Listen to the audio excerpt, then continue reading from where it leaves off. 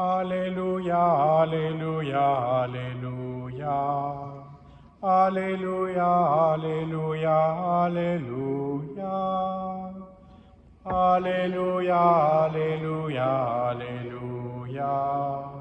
Alléluia, Alléluia, Alléluia. Viens, Emmanuel, notre législateur et notre roi. Sauve-nous, Seigneur notre Dieu. Alléluia, Alléluia, Alléluia. Alléluia, Alléluia, Alléluia. Le Seigneur soit avec vous. Évangile de Jésus-Christ selon saint Luc.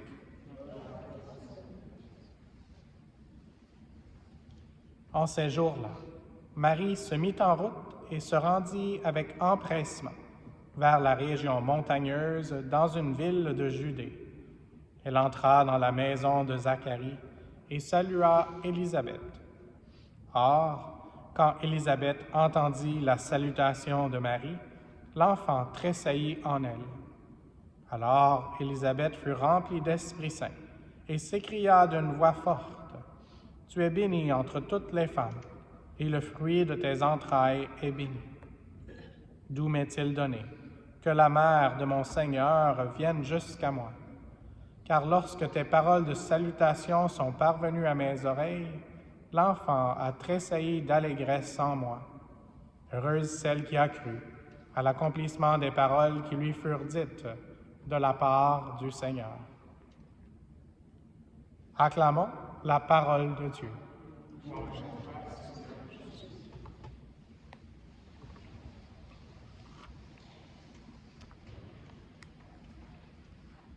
Dans notre lecture du jour aujourd'hui, du Cantique des Cantiques, il y avait deux options.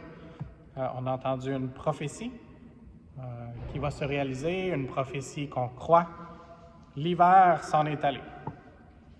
Donc, on est le 21 décembre aujourd'hui. C'est un peu ironique que ce soit notre lecture et en même temps, c'est le solstice, donc c'est la journée la plus courte. Et puis le soleil va se pointer de plus en plus. Mais je dois dire que j'aime quand même l'hiver parce que j'aime faire du ski. Mais on doit demander au Seigneur de nous aider à croire en ses prophéties. Puis croire, ça veut dire, ou avoir la foi, c'est croire sans pouvoir voir.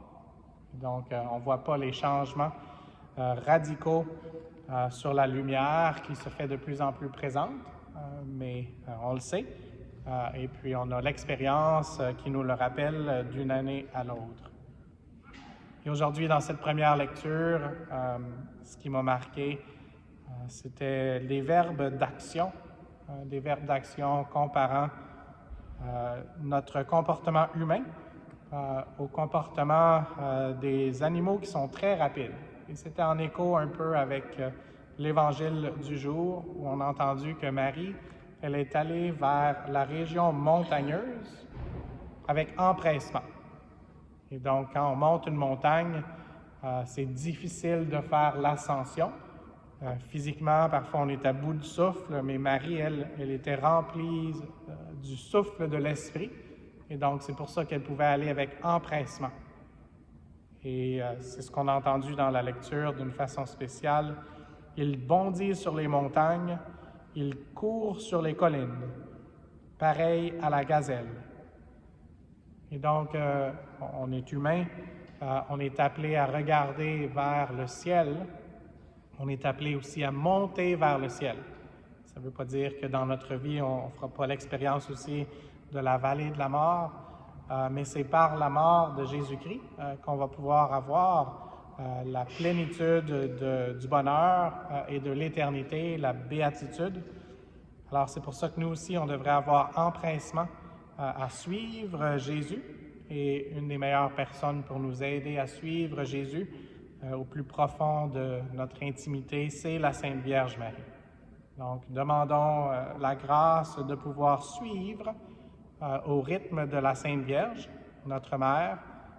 Et puis, on peut penser à notre propre Mère ici sur la terre. Parfois, peut-être qu'elle nous disait de ne pas aller trop vite, ou parfois d'aller un peu plus rapidement parce qu'on était pressé. Et donc, Marie aussi veut nous aider. Et dans la première ligne qu'on a entendue de la première lecture aujourd'hui, on a entendu la voix de mon bien-aimé. Et donc, il faut écouter la voix. Il faut être attentif à la voix parce que Jésus nous appelle, parce qu'il nous aime infiniment. Et la Sainte Vierge peut nous aider encore une fois à écouter. Et puis, c'est quand même formidable que l'enfant d'Élisabeth, Jean le Baptiste, a tressailli. Et donc, lui, il était déjà à l'écoute. Et c'est lui qui est devenu la voix qui crie dans le désert, mais il était à l'écoute de la parole de Dieu, formé dans le sein de sa mère, Élisabeth. Et donc, quand Marie, elle est arrivée, déjà, il pressentait la présence de celui pour lequel il était le précurseur, Jésus lui-même. Donc aujourd'hui, demandons cette grâce de pouvoir faire ça. Et on a choisi la messe du 21 décembre. Donc, c'est la messe de la saison de l'Avent qu'on va célébrer. Mais il y avait aussi une option qui était de demander l'intercession de Pierre Canisius. Pierre Canisius qui, dans différents pays, est célébré à différents moments. Entre autres, en Europe, je sais qu'il est célébré le 27 avril. Pourquoi je me souviens de ça? Parce que c'est mon anniversaire de naissance.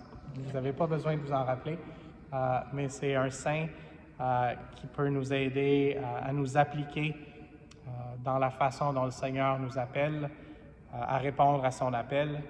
Et puis, dans le Prions en Église, c'est un peu différent de ce que j'ai lu ce matin. Mais ce matin, on disait qu'il avait du courage. Ici, on a le courage et la science. Mais dans le bréviaire, qui est un peu plus vieux, que j'ai hérité du cousin de mon grand-père qui était prêtre, on parlait de courage et savoir. Et donc, encore une fois, Marie veut nous aider à obtenir le savoir. Et le savoir, ce n'est pas surtout quelque chose ici, dans le coco, mais c'est quelque chose qui est plus dans notre cœur. Et donc, demandons à Marie d'intercéder pour nous avec Saint Pierre Canisius pour qu'on puisse avoir le courage et le savoir-faire, les habiletés qu'on doit développer pour pouvoir prêcher la bonne nouvelle et le savoir-être avec notre bien-aimé, le Seigneur Jésus lui-même. Amen.